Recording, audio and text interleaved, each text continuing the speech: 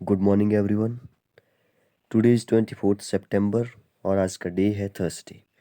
हम पढ़ रहे हैं 9th चैप्टर सॉइल। सॉइल के बारे में हम लोग पढ़ रहे हैं। आज का हमारा टॉपिक है but pollute the soil. Soil को कौन कौन सी चीज़ें जो है वो पॉल्यूट करती है, कैसे करती है, इसके बारे में हम लोग आज पढ़ेंगे। तो चलिए स्टार्ट करते हैं। But pollute the soil. Soil को क्या क्या चीज़ें पॉल्यूट करती है, ठीक है, ख़राब करती है। सबसे पहले लिखा है dumping non biodegradable substances such as plastic bag and polythene causes soil pollution. ठीक है, ये आपने बहुत बार सुना होगा कि प्लास्टिक बैग और पॉलीथीन को बैन कर दो। ठीक है, आपने सुना होगा।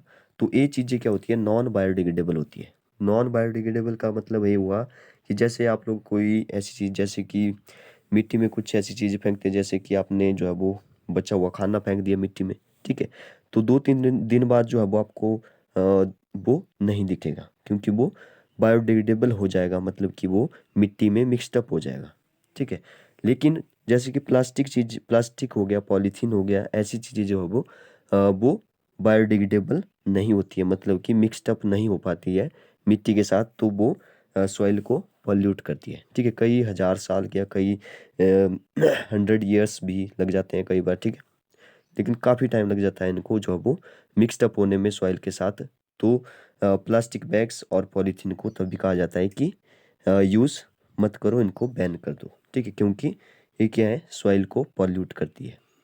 नेक्स्ट बढ़ते हैं। Based products from industries which contain chemicals can effect the soil adversely. अब देखिए, जो बड़ी बड़ी इंडस्ट्रीज से जो भी केमिकल निकलता है, ठीक है, केमिकल निकलता है और कहाँ पे चला जाता है, वो मिट्टी में चला जाता है, सॉइल के अंदर चला जाता है।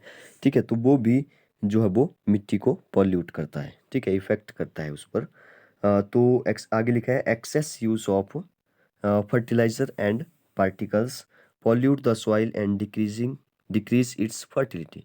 ठीक है, अब आपने देखा होगा कि घर में आप लोग जो है वो कई बार फर्टिलाइजर वगैरह यूज़ करते हैं मिट्टी की जो उर्वरता है उसको बढ़ाने के लिए। ठीक है, मिट्टी की जो ग्रो करने की जो पावर है उसको बढ़ाने के लिए जो फर्टिलाइज़र का यूज़ करते हैं। लेकिन ये बोल रहा है कि एक्सेस यूज़, मतलब कि उसका भी ज़्यादा यूज़ करने पर जो है वो सॉइल जो है वो पॉल्यूट हो जाती है। ठीक है, और अपनी जो फर्टिलिटी है उसकी वो डिक्रीज होने लगती है। ठीक है, तो ये भी कारण हो सकता है। नेक्स्ट है therefore before dumping anything waste into the soil, it must be treated properly. Uh, uh, Pesticides and fertilizers should be banned as we pollute the soil and affect the living organism as soil. तो यहाँ पे देखिए बहुत ही important बात कही है कि before dumping. ठीक है, किसी भी चीज़ को जो मिट्टी में फेंकने से पहले, या मतलब कि मिट्टी में दबाने से पहले, ठीक है, आपको अच्छी तरह से चेक करना है कि ये जो है वो बायोडिग्रेडेबल है या नॉन बायोडिग्रेडेबल है। ठीक है, ये जो मिट्टी में अच्छी तरह से मिक्सड अप हो जाएगी या बहुत टाइम लगेगा तो मिट्टी को जो है वो प्रदूषित करेगी, मिट्टी को जो है वो पॉल्यूट करेगी। ठीक है, आपने देखा होगा आजकल जो है वो ग्रीन डस्टबिन और रेड डस्टबिन भी लगे होते हैं। तो आई थिंक ये जो है वो ग्रीन डस्टबिन जो है वो बायोडिग्रेडेबल के लिए होते हैं और रेड डस्टबिन जो है वो नॉन बायोडिग्रेडेबल के लिए होते हैं। मतलब कि ऐसी चीज़ें जो कि आपको लगता है कि जैसे पॉलीथीन हो गया तो उनको जो वो रेड डस्टबिन में डालना है, और ऐसी चीज़ें जैसे कि खाना, बचा हुआ खाना हो गया, जैसे एग्जांपल फल फ्रूट हो गए, ठीक है, गले सड़े फल फ्रूट हो गए, तो उनको जो वो ग्रीन डस्टबिन में डालते हैं। मतलब कि जो चीज़ें आसानी से डिग्रेडेबल हो जाती है तो उनको जो है वो ग्रीन डस्टबिन में डाला जाता है। तो बहुत अच्छी बात है। ठीक है, तो आगे लिखा है लिविंग ऑर्गेनिज्म एज सॉइल, और इससे जो है वो लिविंग ऑर्गेनिज्म को भी जो है वो इफेक्ट पड़ता है। ठीक है, और यहाँ पे बीच में लिखा है ना, इसने pesticides and fertiliser should be ban. ठीक है, ऐसा नहीं है कि फर्टिलाइजर को बैन नहीं कर देना चाहिए, क्योंकि वो लेकिन उसका जो एक्सेस यूज़ है वो बंद कर देना चाहिए, मतलब ज़्यादा यूज़ नहीं करना चाहिए। ठीक है, तो नेक्स्ट हमारा टॉपिक है last topic of this chapter soil erosion. ठीक है, सॉइल इरोजन का मतलब होता है हिंदी में मृदा अपरदन। ठीक है, इसका एक सिंपल लैंग्वेज में अगर मैं आपको समझाऊं तो जैसे मिट्टी का खराब होना। ठीक है, मिट्टी खराब हो गई मतलब कि सॉइल इरोजन हो गया, सॉइल खराब हो गई। ठीक है, अब अगर एक्चुअल में इसको देखें तो when the top layer of soil get removed it is called soil erosion. ठीक है, हमने जब पीछे पढ़ा था सॉइल प्रोफाइल के बारे में, तो हमने पढ़ा था कि जो टॉप लेयर होती है ऊपर वाली, ठीक है, सबसे ऊपर वाली कौन सी लेयर होती है, टॉप लेयर होती है। तो ये बोल रहा है कि top layer of soil get removed, ठीक है, जो ऊपर वाली लेयर है वो रिमूव हो जाती है, तो अब हम इसको क्या कहते हैं, सॉइल इरोजन कहते हैं।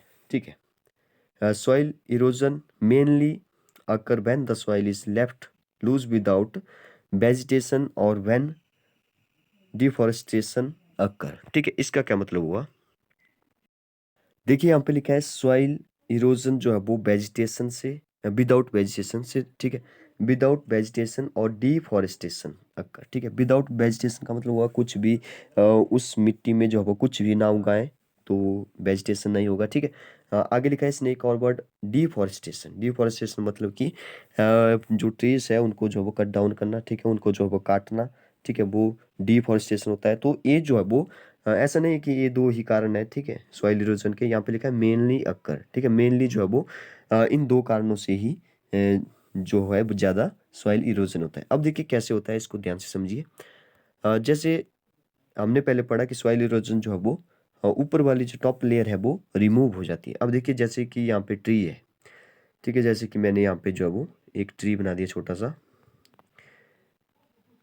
ठीक है, मान लो ये जो है वो ट्री है।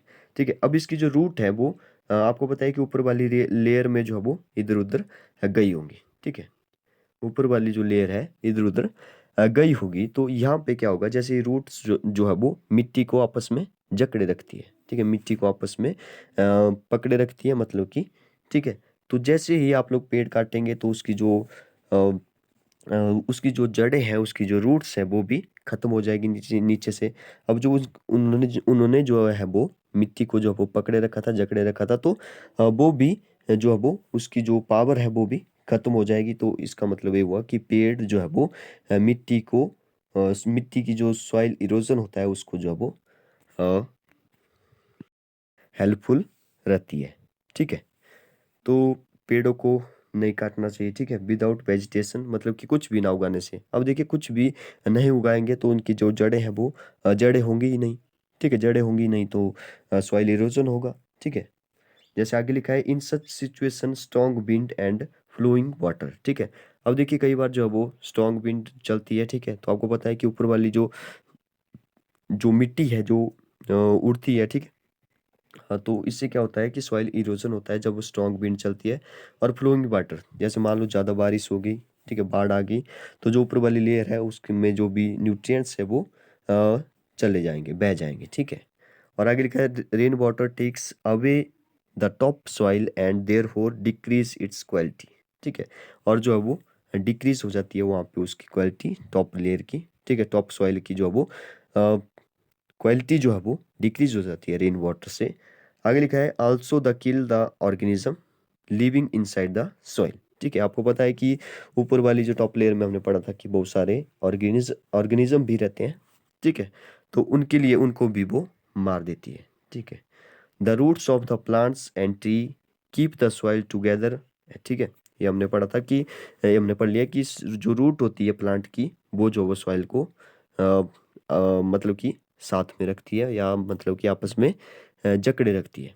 ठीक है, together allow several micro organism to grow and survive there there it is away advise to grow more tree.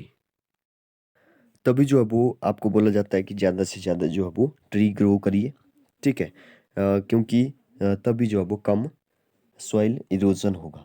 ठीक है, तो this topic is very important. ठीक है, इस पर बेस्ड जो है वो कई क्वेश्चन या फिलअप भी आ सकते हैं।